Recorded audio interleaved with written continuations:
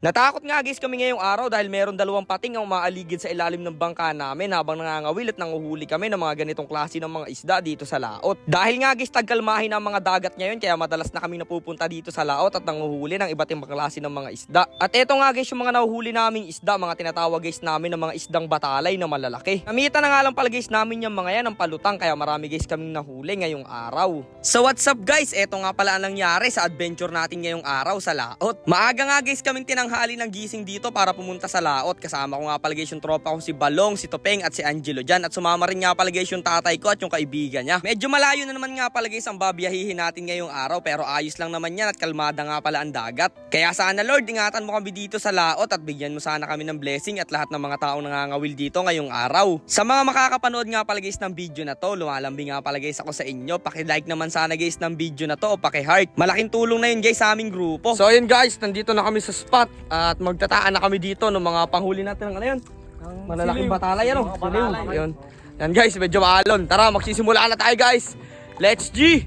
Sama natin tropang si Balong, si Topeng at si Angelo. Tara na! Ito nga pala guys yung mga pangawil at yung mga pamain na gagamitin natin. Ang tawag nga pala guys sa pamain natin na yun, yung mga isdang dangat. At dapat nga pala guys buhay ang ipapain natin dito para mapansin ng mga isdang batalay. At maiiwan nga pala guys muna kami dito habang nanguhuli ng isdang batalay. Pupunta nga pala guys yung tatay ko doon sa may daanan ng barko at mga ngawil naman guys sila doon ng mga isdang maya-maya. Susunod na lang guys tayo doon pag meron na tayong nahuli nitong mga isdang batalay. Syempre guys, hindi na natin pinatagal at kinanana nga pala namin dito yung mga pangawil namin. At ang tawag nga pala guys dito sa ginagawa natin ay palutang. Isang di pa nga lang guys ang tustos ng laylon dyan tapos merong pamain na buhay na naglalangoy-langoy. Pag may huli na yan guys, lulubog na lang yan o hihigitin. Kaya kailangan guys maging listo tayo dito sa laot dahil napakalawak nitong tubig o dagat na to. Hindi natin guys basta-basta makikita yan pag pinabayaan natin. At sa hindi nga guys inaasahang pagkakataon ay may bisita nga pala tayong dumayo dito galing pa sa ilalim ng dagat. Ayan guys dalawang pating na magkasama tapos may sinusundan sila na isang malaking pawikan. Parang kinakagat guys o hinahabol nila yung pawikan na malaki na nandyan sa ilalim at balak nga sana guys humilong ng pawikan dito sa bangka namin at tinahabog nga pala namin yung dalawang pating dyan. Pero mukhang hindi guys sila nagpapatinag at talaga nandun lang sila sa ilalim ng pawikan at inaabangan lang nila. Dito nga guys sa point na to ay medyo natatakot na kami dahil baka merong kasamahang mas malalaking mga pating yan ay medyo delikado tayo dito sa laot. Kaya nga guys ang ginawa na lang namin dyan ay umiwas na lang kami doon sa dalawang pating na yon. Sa mga gusto nga pala guys magpa-shoutout dyan, mag-comment na kayo dito at i-comment nyo na rin guys kung mga taga saan kayo para ma-shoutout natin sa next vlog ulit. At eto na nga guys yung iniintay natin. Grabe, hinigit na nga pala itong isang buya natin at ang ginamit nga pala namin dyan palutang ay yung bottle ng Mountain Dew. Dahil nga guys medyo mabilis yung paghila dun sa ating buya na yun ay binilisan na rin namin dito ng pagsagwan. At tingnan nyo naman guys, habang lumalapit kami lumalayo talaga siya at pilit niyang dinadala yung buya namin sa malayo. At pag nga pala guys malapit na namin siyang maabutan ay lumalayo ulit siya at sobrang binibilisan niyang lumangoy. May dumawi na sa isa sa mga trap namin.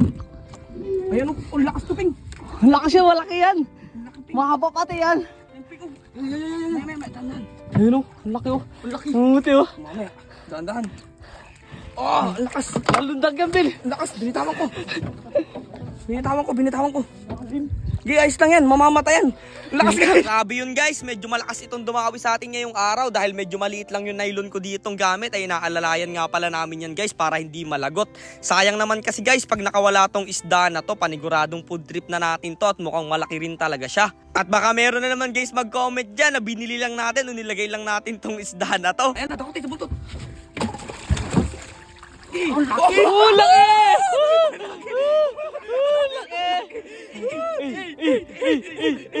Laki oh! Jumbo guys! Jumbo!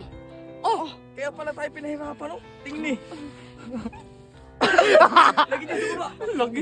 Grabe guys! Napaka-solid ng isdang batalay na first catch at nahuli natin. Tingnan nyo naman guys, sobrang laki niya at napakahaba pa. Paniguradong sobrang sarap dito guys. Tapos ayun guys, maya-maya lang ay may hubigit na naman dito sa isang palutang namin. Kaya dali-dali ko guys siyang nilapitan. At eto nga guys, medyo maliit lang itong isang isdang batalay na to. Pero okay na rin to guys, pandag na rin natin dito sa malaki na to. Akala nga guys namin wala nang dadawi o mahuhuli sa part na to. Biglang may humigit ulit dito sa pangatlong pulo na namin. At eto nga guys, tingnan nyo naman, grabe, sobrang lakas din ng isda na to. Medium size nga pala yan guys. Baka guys, meron na naman mag-comment dyan na baka share natin ha, na yan, na binili lang natin o nilagay lang natin yan. Kayo na ang bahala, basta manood na lang kayo dito sa page namin. Pinapakita lang kasi guys namin talaga dito yung tunay na buhay ng mga mangingisda, lalong-lalo na yung pang araw-araw naming pamumuhay. At noong nakasigurado na nga guys kami ng pang-ulam dyan, ay pumunta na nga pala ako dito sa tatay ko sa may bandang gitna dito sa laot. At sakto naman guys, meron na rin siyang dalawang maya-maya na nahuli dito. Ayos na rin tong pang-ulam. Ano kaya guys ang masarap na luto natin sa mga isdang maya-maya na nahuli natin ngayong araw? Paki-comment naman dyan sa baba. At eto nga guys, may dumawi rin sa akin isdang maya-maya dito.